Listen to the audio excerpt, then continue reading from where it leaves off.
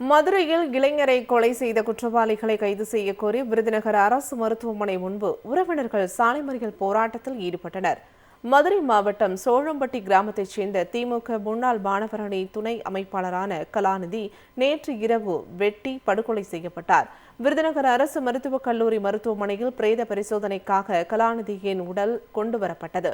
இந்த நிலையில் கொலை குற்றவாளிகளை கைது செய்ய கோரி கலாநிதியின் உயிரிழந்தவரின் உறவினர்கள் விருதுநகர் அரசு மருத்துவக் கல்லூரி மருத்துவமனை முன்பு சாலை மறியல் போராட்டத்தில் ஈடுபட்டனர்.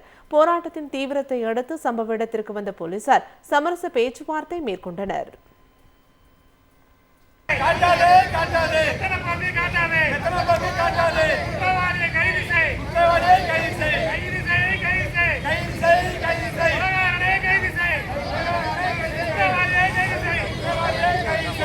நீதி வேண்டும், நீதி வேண்டும், அரஸ்ட் பண்ணு, அரஸ்ட் பண்ணு, அரஸ்ட் பண்ணு, பச்சை மண்ணுக்கு ஒரு நீதி வேண்டும், பச்சை மண்ணுக்கு நீதி வேண்டும். கேட்கலையா? மதுரையில் இளைஞரை கொலை செய்த குற்றவாளிகளை கைது செய்ய கோரி விருதுநகர் அரசு மருத்துவமனை முன்பு உறவினர்கள் சாலை மறியல் போராட்டத்தில் ஈடுபட்டனர். மதுரை மாவட்டம் சோழம்பட்டி கிராமத்தைச் சேர்ந்த திமுக முன்னாள் மாணவரணி துணை அமைப்பாளரான கலாநிதி நேற்று இரவு வெட்டி படுகொலை செய்யப்பட்டார்.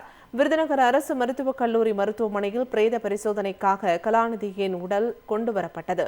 இந்த நிலையில் கொலை குற்றவாளிகளை கைது செய்ய கோரி கலாநிதியின் உயிரிழந்தவரின் உறவினர்கள் விருதுநகர் அரசு மருத்துவக் கல்லூரி மருத்துவமனை முன்பு சாலை மறியல் போராட்டத்தில் ஈடுபட்டனர். போராட்டத்தின் தீவிரத்தை அடுத்து சம்பவ இடத்திற்கு வந்த போலீசார் சமரச பேச்சுவார்த்தை மேற்கொண்டனர்.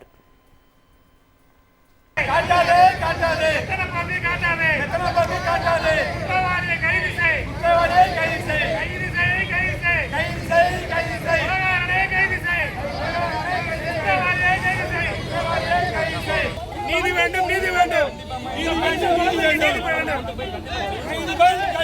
அரஸ்ட் பண்ணு, அரஸ்ட் பண்ணு, அரஸ்ட் பண்ணு, பச்சை மண்ணுக்கு ஒரு நீதி வேண்டும், பச்சை மண்ணுக்கு நீதி வேண்டும். கேட்கலையா?